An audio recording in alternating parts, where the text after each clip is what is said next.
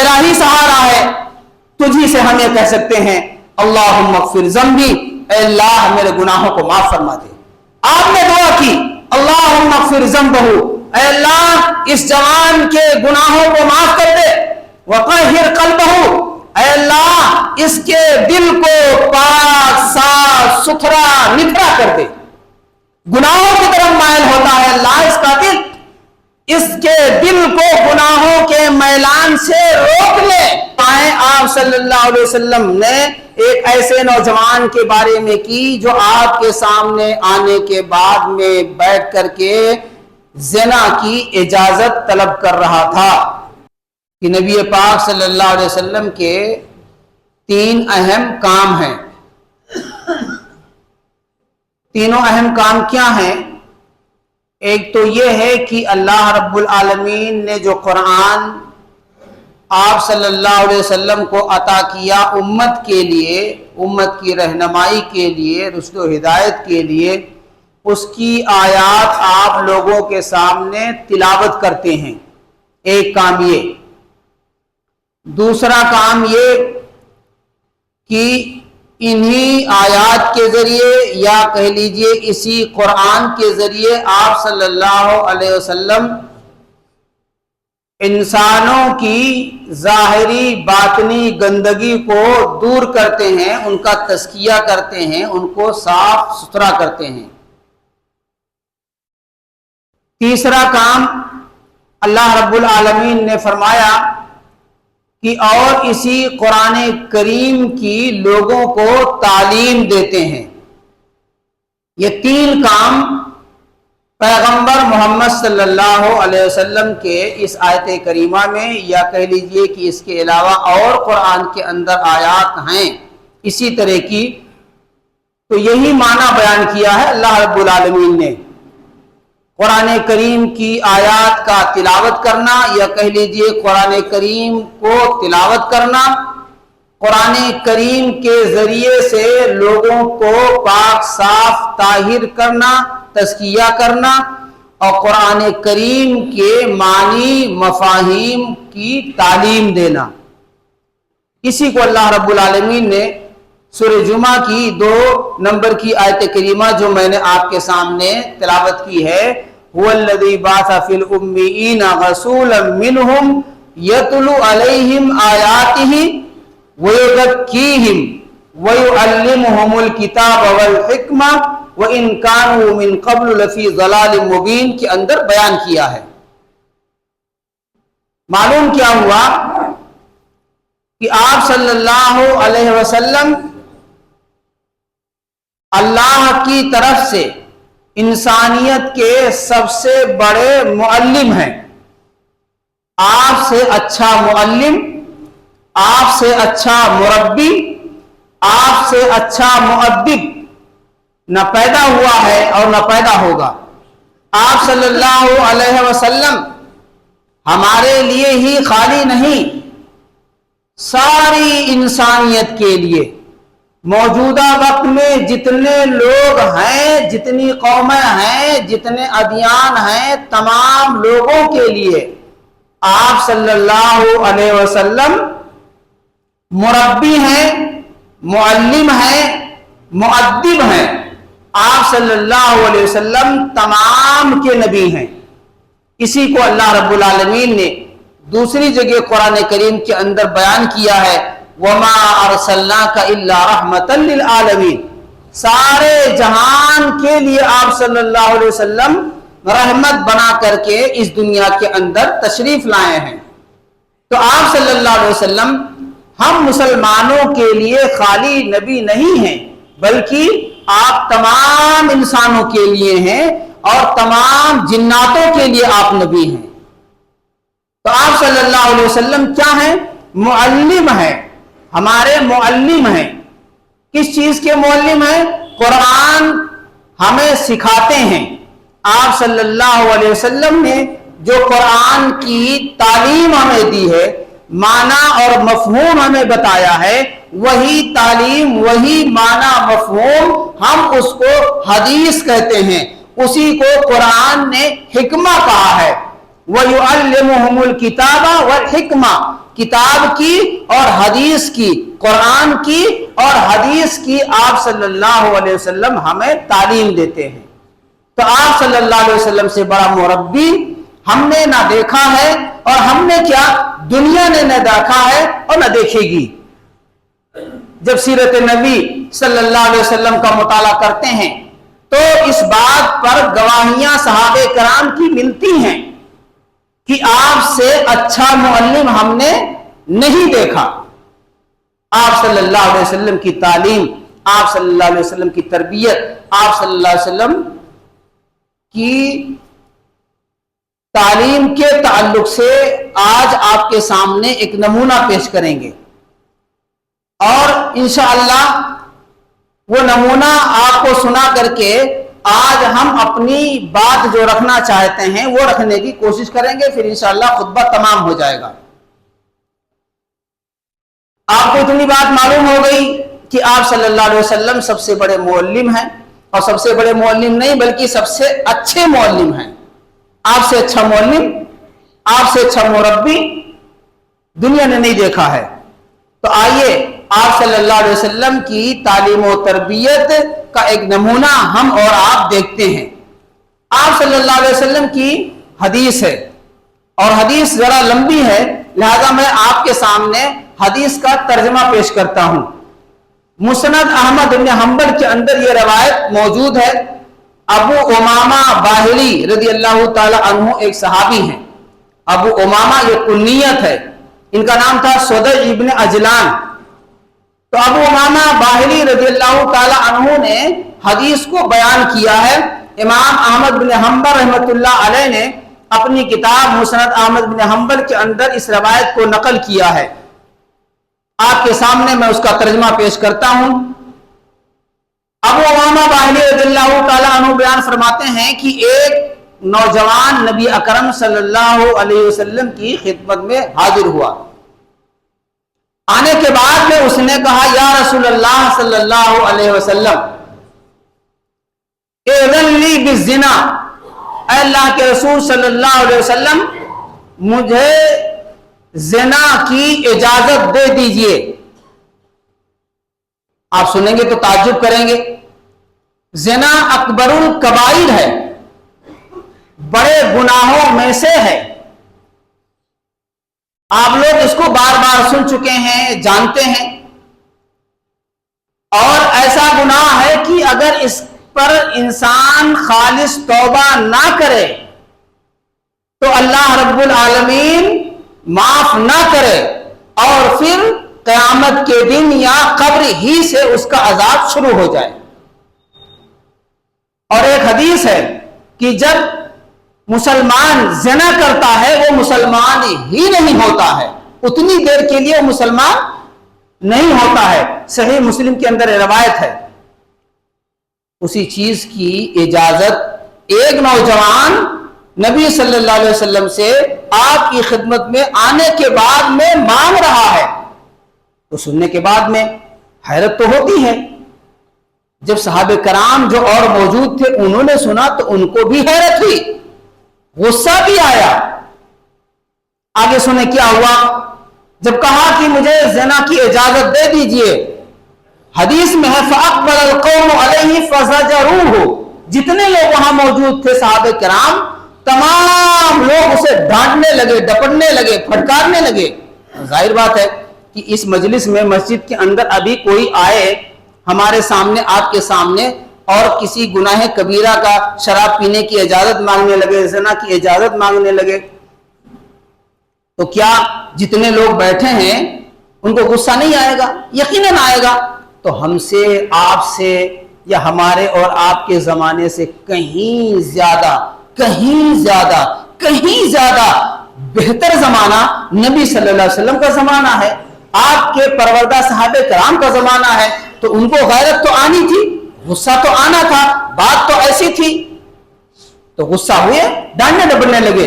لیکن قربان جائیے نبی پاک صلی اللہ علیہ وسلم پر کہ آپ صلی اللہ علیہ وسلم کو غصہ نہیں آیا۔ یہی ہوتا ہے معلم انسانیت، یہی حیثیت ہوتی ہے، یہی عظمت ہوتی ہے، یہی مقام ہوتا ہے، یہی مرتبہ ہوتا ہے۔ معلم انسانیت کا، اسی لیے آپ کو معلم انسانیت کہا گیا ہے، کائنات کے لیے رحمت بنا کر کے بھیجے گئے، اسی لیے آپ کو کہا گیا ہے۔ ایسے ہی آپ کو یہ تمغے نہیں ملے ہیں۔ لوگ ڈانٹنے لگے اور ڈانٹتے ہوئے کہا چپ جا، خاموش ہو جا۔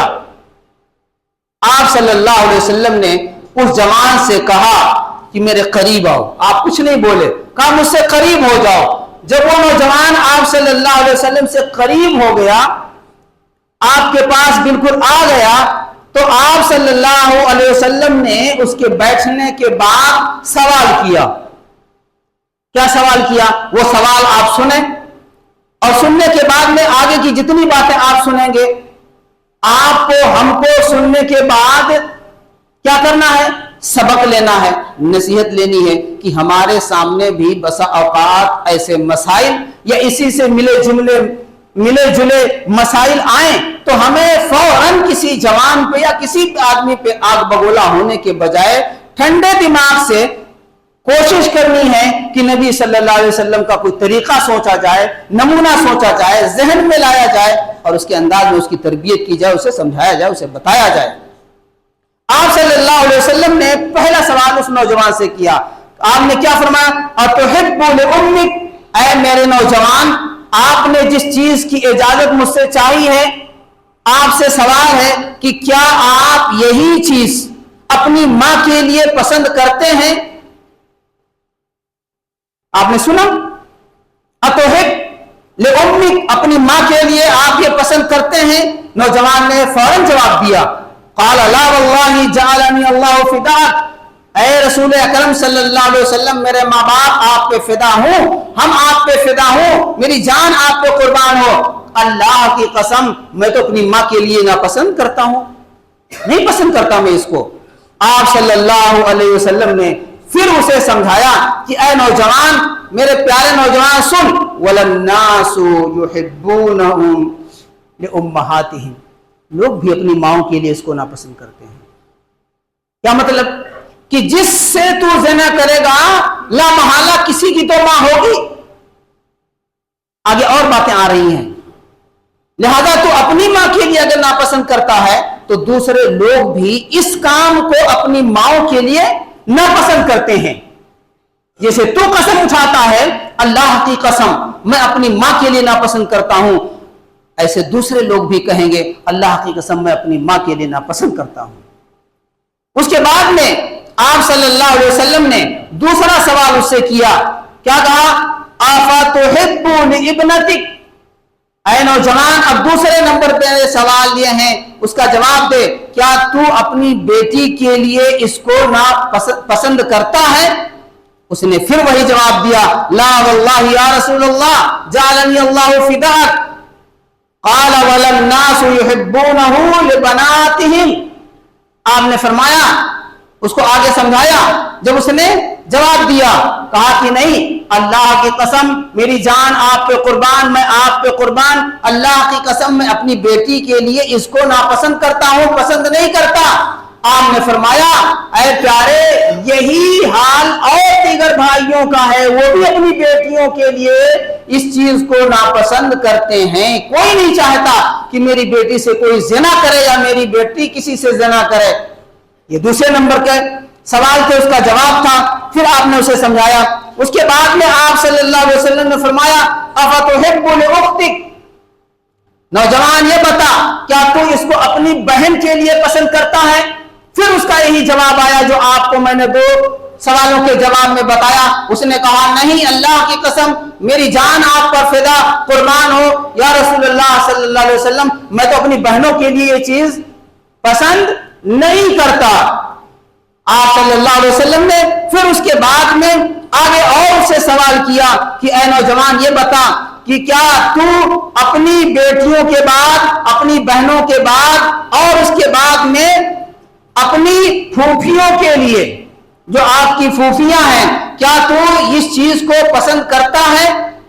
نوجوان نے پھر وہی جواب دیا کہ اللہ کی قسم میری جان آپ پہ قربان، میں اپنی پھوپھیوں کے لیے بھی یہ چیز پسند نہیں کرتا ہوں۔ تو آپ صلی اللہ علیہ وسلم نے یہی پھر جواب دیا، وَلَلنَّاسُ يُحِبُّونَهُ لِعَمَّاتِهِمْ، اے نوجوان لوگ بھی اپنی پھوپھیوں کے لیے اس چیز کو پسند نہیں کرتے ہیں۔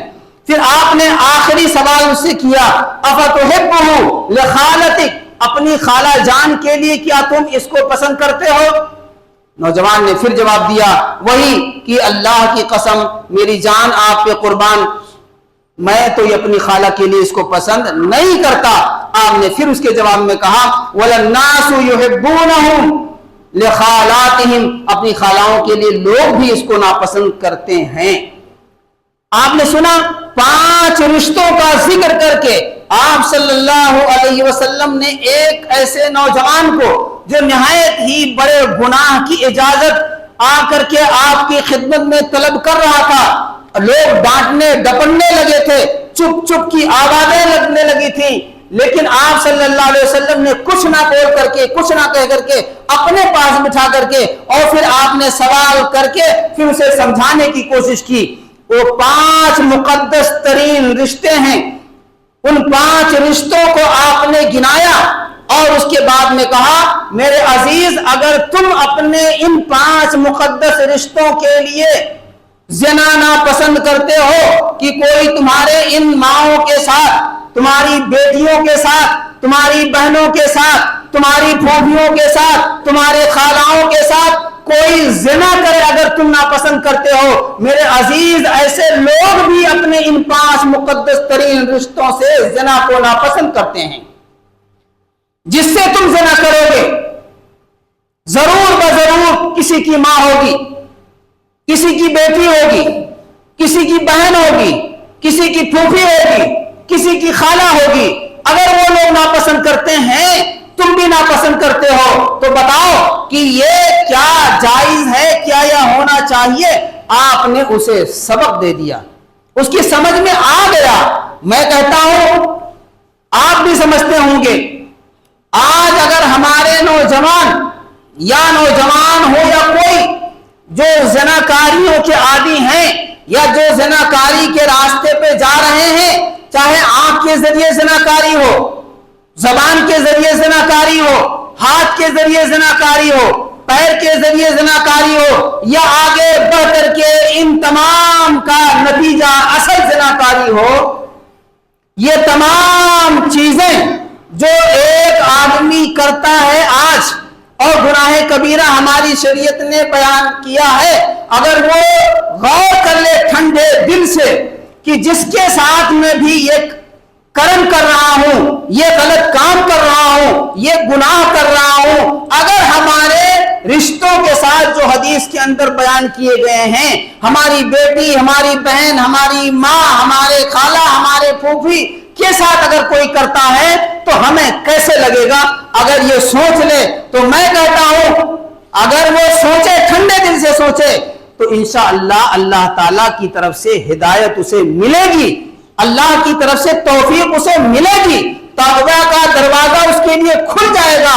جیسے کہ آپ نے وہ حدیث سنی کہ ایک پیشہ ور زناکار ایک غریب لڑکی کو اپنے مال کے چکر میں پھنسا کر اس کی غربت کا غلط فائدہ اٹھانے لگا، تو عین موقع پر اس اللہ کی بندی نے جو کہا تھا اور اس نوجوان نے جو وہاں عہد کیا تھا، اللہ تعالیٰ نے اس کے تمام گناہ معاف کر دیے تھے، تمام گناہ معاف کر دیے تھے۔ ایک پیشہ ور اس کے گناہ، کبیرہ گناہ اللہ معاف کرتا ہے۔ تو میرے بھائیوں، ہم میں سے کوئی ایسے یہاں بیٹھا نہیں ہے معاذ اللہ کی پناہ کہ کوئی پیشہ ور ہو، غلطیاں ہو گئی ہیں تو غلطیوں پہ نادم ہو، شرمندہ ہو، اللہ سے توبہ کرو۔ اللہ رب العالمین توبے سے اتنا خوش ہوتا ہے، اتنا خوش ہوتا ہے، اتنا خوش ہوتا ہے کہ اس حدیث کی روشنی میں جو آپ نے بار بار سنی ہے کہ ایک سوار آدمی کی سواری ماں ساز و سامان چٹیل میدان میں گم ہو جائے اور موت اس کے سامنے آ جائے، وہ سو جائے، آنکھ کھلے تو اس کے سامنے اس کی سواری حاضر ہے، مارے خوشی کے کہنا تو یہ چاہیے تھا اسے کہ اے اللہ میں تیرا بندہ ہوں، تو میرا رب ہے، مارے خوشی کے وہ کہتا ہے کہ میں تیرا رب ہوں، تو میرا بندہ ہے۔ خوشی کا عالم نہیں رہا، الفاظ بدل دیے۔ اللہ تعالیٰ اس سے بھی زیادہ خوش ہوتا ہے بندے کے توبہ سے. بندے کے توبہ سے. شرط ہے کہ آپ توبہ کریں, شرط ہے کہ آپ سچی توبہ کریں. تو میں نے جو آپ کے سامنے حدیث بیان کی کہ 5 مقدس رشتوں کو گنانے کے بعد آپ صلی اللہ علیہ وسلم نے نوجوان کو تعلیم دی کہ جب تم اپنوں کے ساتھ اس چیز کو ناپسند کرتے ہو تو آپ بتاؤ کہ دوسروں کے ساتھ اسے کیسے پسند کرو گے. دوسرے رشتے جو میں نے گنائے ہیں دوسروں کے بھی تو رشتے ہوں گے ان سے. یہ نبی اکرم صلی اللہ علیہ وسلم نے اسے تعلیم دی. آخری عمل آپ صلی اللہ علیہ وسلم کا کیا ہوا؟ آپ صلی اللہ علیہ وسلم نے آخری عمل جو کیا, اس میں حدیث میں ہے فوضع یدہ علیہ, آپ صلی اللہ علیہ وسلم نے اس کے اوپر اپنا دست مبارک رکھا اور آپ صلی اللہ علیہ وسلم نے 3 دعائیں اس نوجوان کے لیے کی. اللہم اغفر ذنبہ وطہر قلبہ وحسن فرجہ. 3 دعائیں آپ نے کی.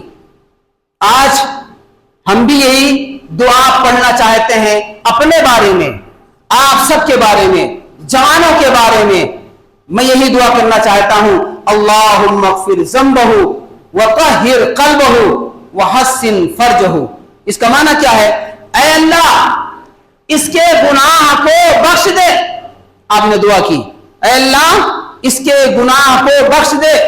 اے کاش کی کوئی اتنی بڑی ہستی میرے پاس بھی ہوتی, میرے سامنے ہوتی کہ جو مجھ سے بھی کہتی اللہم اغفر ذنبہ, اللہ اس گنہگار کے گناہ کو بخش دے. اے کاش کی کوئی ایسا میرے سامنے بھی ہوتا. ہم گنہگار ہیں, خطا کار ہیں, ایک نہیں ہزاروں گناہ ہم سے ہوئے ہیں, ہو رہے ہیں. اے اللہ اب تو تیرا ہی سہارا ہے, تجھی سے ہم یہ کہہ سکتے ہیں اللہم اغفر ذنبی, اے اللہ میرے گناہوں کو معاف فرما دے. آپ نے دعا کی اللہم اغفر ذنبہ, اے اللہ اس جوان کے گناہوں کو معاف کر دے. وطہر قلبہ, اے اللہ اس کے دل کو پاک صاف ستھرا نکھرا کر دے. گناہوں کی طرف مائل ہوتا ہے اللہ اس کا دل, اس کے دل کو گناہوں کے میلان سے روک لے. ہم دعا پڑھتے ہیں نا, کیا پڑھتے ہیں؟ اللہم یا مصرف القلوب صرف قلبی علی طاعتک, اے دلوں کو الٹنے پلٹنے والے میرے دل کو اپنی اطاعت پر جما دے. اس کا مفہوم یہی ہے نا, اس کو زیادہ سے زیادہ پڑھنا چاہیے. تو آپ صلی اللہ علیہ وسلم نے فرمایا اے اللہ اس نوجوان کے دل کو پاک کر دے, صاف ستھرا کر دے. آگے ہم نے فرمایا وحسن فرجہ, اور اے اللہ اس کی شرمگاہ کی حفاظت فرما, محسن بنا دے اسے, یعنی اب یہ اس گناہ کے قریب نہ جائے. یہ 3 دعائیں آپ صلی اللہ علیہ وسلم نے ایک ایسے نوجوان کے بارے میں کی جو آپ کے سامنے آنے کے بعد میں بیٹھ کر کے زنا کی اجازت طلب کر رہا تھا. حدیث کے اندر ہے, ابو امامہ باہری رضی اللہ تعالیٰ عنہ کہتے ہیں فَلَمْ يَكُنْ بَعْدُ ذَلِكَ الْفَتَى يَلْتَفِتُ إِلَى شَيْءٍ. اس کے بعد یہ نوجوان کبھی بھی کسی برائی کی طرف, گناہ کبیرہ کی طرف, صغیرہ کی طرف, زنا کی طرف پلٹ کر کے دیکھا ہی نہیں. یہ ہے آپ صلی اللہ علیہ وسلم کی دعاؤں کی برکت کا نتیجہ. دعائیں آج بھی مقبول ہوتی ہیں. دعاؤں کے لیے شرط ہے سچے دل سے توبہ کیا جائے, سچی توبہ کیا جائے. کہتے ہیں نا دل سے جو آہ نکلتی ہے اثر رکھتی ہے, دل سے جو آہ نکلتی ہے اثر رکھتی ہے, پر نہیں طاقت پرواز مگر رکھتی ہے. اگر آپ ہم کوئی بھی آدمی کتنے بھی بڑے گناہ کا مرتکب کیوں نہ ہو, اگر سچے دل سے توبہ کرے اللہ رب العالمین معاف کر دیتا ہے. اور معاف جب کر دیتا ہے تو نبی پاک صلی اللہ علیہ وسلم نے ہم کو, آپ کو, سب کو, گنہگاروں کو खुशखबरी सुनाई। क्या सुनाई? अत्ताइबु मिनज़्ज़म्बि कमन ला ज़म्ब लहू। तो बस गुनाहों से तौबा करने वाला ऐसे हो जाता है जिसे उसने गुनाह किए ही नहीं है, जिसे उसने गुनाह किए नहीं है। देखिए शर्त है सच्ची तौबा की जाए। सच्ची तौबा का मतलब करने के बाद फिर उसके करीब ना जाए। और जब सच्ची तौबा करते हैं ना तब अल्लाह की तरफ से तौफीक और हिदायत मिलती है, बंदा उसके करीब जाता नहीं है। ये पूरी हदीस मैंने आपके सामने रख दी, बता दी। ये है आप सल्लल्लाहु अलैहि वसल्लम की तरबियत का अंदाज, आपकी तालीम का अंदाज। आप सल्लल्लाहु अलैहि वसल्लम को मुअल्लिम इंसानियत हम कहते हैं। हम क्या कहते हैं? दुनिया के गैर अक़वाम के जो मुनसिब मिजाज लोग हैं वो भी कहते हैं, ऐसे नहीं कहते हैं। मेरे भाइयों, आप सल्लल्लाहु अलैहि वसल्लम से बड़ा मुअल्लिम पैदा नहीं हुआ है, ना होगा। इस हदीस को सुनने के बाद में अपने सुनाने के बाद मैं नौजवानों से खुसूसी तौर पर और सबसे उमूमी तौर पर कहना चाहता हूं कि मेरे अजीजों याद रखो, मेरे भाइयों, मेरे अजीजों, मेरे नौजवानों याद रखो कि ये गुनाह कबीरा आज जिस औरत के साथ, जिस बहन के साथ आप करते हैं तो आप याद रखिए कि वो आपकी बहन है, इस्लामी बहन है। इन्नमल मुअमिनूना इख्वा, कुरान ने कहा है। तमाम मुसलमान आपस में भाई भाई हैं।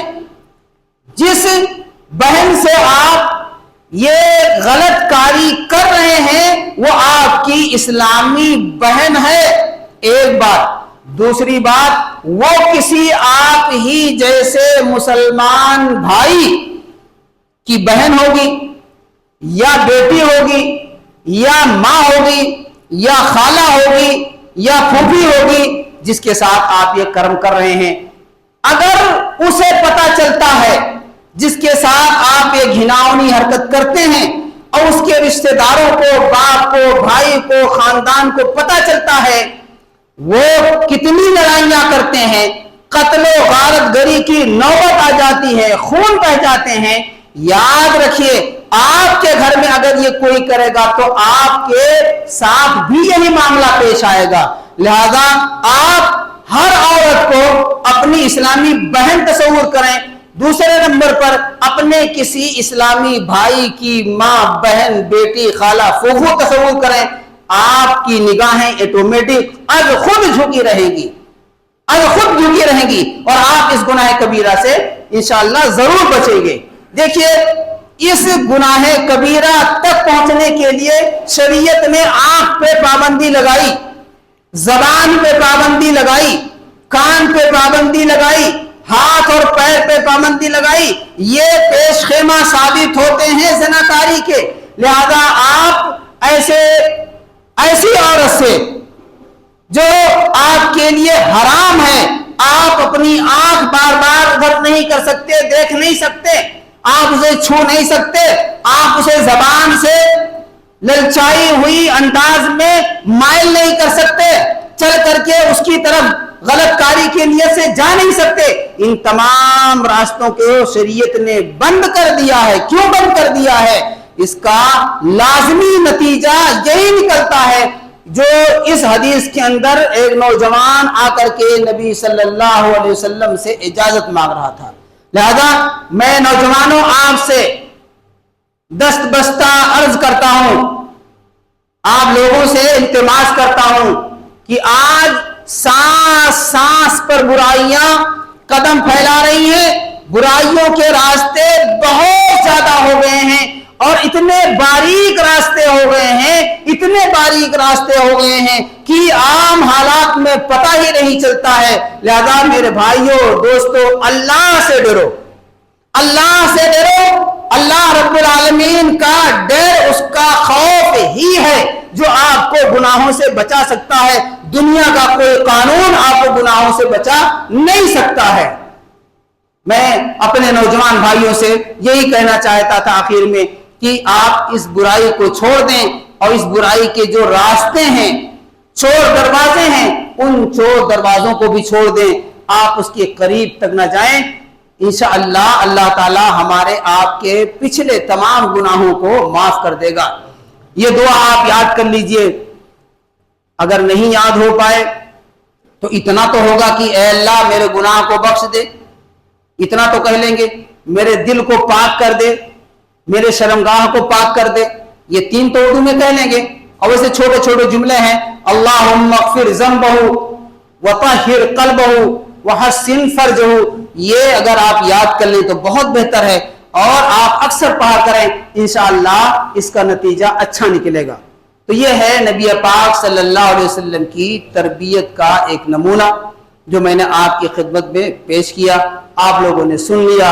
اللہ تعالیٰ سے دعا کرتے ہیں کہ اللہ تعالیٰ ہم کو آپ کو سننے کے بعد عمل کی توفیق عطا فرمائے۔